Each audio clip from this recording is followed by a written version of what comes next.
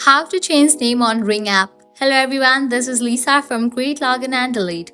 Now let's get started. Launch your Ring app. Here we go. Make sure you have already logged into your account.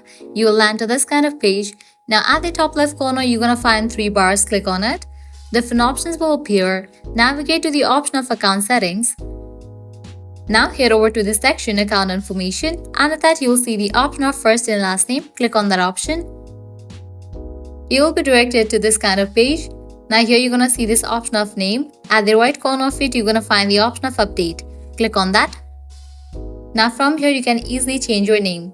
Now you can go ahead and remove your old name and then type a new name for your account. Once you fill this, click on save. And just with that, you have updated your name on Ring app. So this is how you can easily reset profile name on Ring app. If this video was helpful, don't forget to like, share and subscribe to our channel. Thanks for watching.